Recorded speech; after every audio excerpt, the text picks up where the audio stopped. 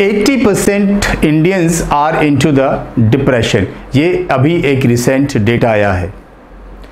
ज़्यादातर लोगों को इंडिया में एक ऐसा ट्रेंड चल चुका है, जिसको पूछिए वही कहता है मैं डायबिटिक हो चुका हूँ। और एक कहने में और सुनने में भी बुरा लगता है कि India has become the capital of diabetics. ये सब क्यों हो रहा है और इसका रूट कॉज क्या है और कैसे हम न्यूरोसाइंस से, एनएलपी से हम बिना मेडिसिन के विद अल्टरनेटिव वेज हम चिंता, डायबिटीज, ब्लड प्रेशर, कोई भी साइकोसोमेटिक इश्यूज जिसमें अनिद्रा हो सकती है, वेट घटना, वेट बढ़ना, नींद ज़्यादा आना, नींद कम आना, भूख कम लगना या भूख बहुत ज़्यादा लगना, ये सभी एबनॉर्मल जो चीज़ें हैं, इसका एक रीज़न होता है साइकोसोमेटिक इश्यूज। इनको कारण क्या है, इनको कैसे दूर कर सकते हैं, आइए इस वीडियो में हम बहुत सिंपल देसी तरीके से डिस्कस करने वाले हैं। Issueless mind, disease free body. Issueless mind, अगर इस माइंड में कोई इश्यू नहीं है तो हमारा जो बॉडी है उसमें कोई बीमारी नहीं होगी, क्योंकि mind is the creator of wellness और डिजीजेस। और डिजीज क्या होता है? डिसईज विद समथिंग। जब आपका माइंड किसी चीज के लिए अनकंफर्टेबल है, डिसईज है, उसको फिर वो धीरे धीरे क्या बन जाती है? वो बीमारी बन जाती है, डिजीज बन जाती है। डिसईज टर्न्स इनटू द डिजीज। जैसे एक जूते में कंकड़ होता है, इसी तरह माइंड में पड़ी हुई कोई भी इशू आपके माइंड को हमेशा नेगेटिव थॉट बनाने लगती है। Mind is a meaning making machine. 98% mind उन चीजों के बारे में वरी करता है, सोचता है, जो लाइफ में कभी होती ही नहीं है। इसका मतलब वो ज्यादातर चीजें जो माइंड सोचता है वो लाइफ में तो होती नहीं है, लेकिन माइंड उनकी नेगेटिव इमेजेस बना लेता है एज कि वो हो चुकी है। और यही रीजन है आपकी बीमारियों का। देखिए, माइंड की साइंस देखिए, बॉडी की साइंस देखिए कि जब भी हमारी लाइफ में कोई थ्रेट आता है, सपोज कोबरा आ गया, तो माइंड का, बॉडी का काम है कि उससे लड़ने के लिए ताकत देना। तो बॉडी में ऐसा ऑटोमेशन है कि उस थ्रेट को सेंस कर लेगी।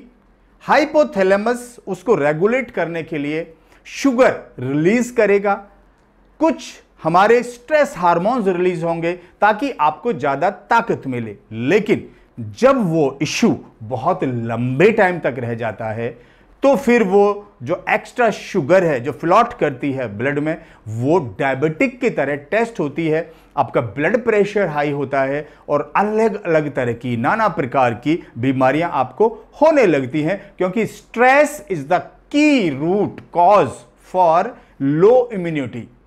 डॉक्टर दीपक चोपड़ा कहते हैं, अगर आप एक फुटबॉल को एक दीवार में मारें और दीवार गिर पड़े तो इसका मतलब यह हरगिज नहीं है कि फुटबॉल मजबूत है, इसका मतलब है कि दीवार कमजोर है। हमारा इम्यून सिस्टम बहुत खतरनाक वायरस से लड़ने के लिए बहुत मजबूत है। 1,00,000 गुना पावर है किसी भी इवन HIV और ट्यूबरकुलोसिस वायरस से लड़ने के लिए। लेकिन जब ये आपके लड़ने वाले सिपाही कमजोर हो जाते हैं तो you get all those diseases. अब आ जाते हैं इसके सॉल्यूशन पर। जो भी आपकी प्रॉब्लम है उसका आप एक इश्यूज को आप रिमूव कर दीजिए, उनको हम इनसिग्निफिकेंट बनाते हैं।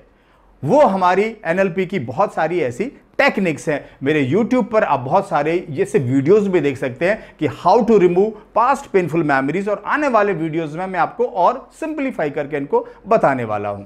नंबर 2, बॉडी, माइंड और सोल, इन तीनों पर आपने काम करना है। तो बॉडी पे क्या काम करना है? अपनी फिजियोलॉजी को आप एलिवेट करिए, कंधे सीधे रहे, तेज चले और अपनी बॉडी को हमेशा ऐसा सिग्नल दे, एक्टिव रहे।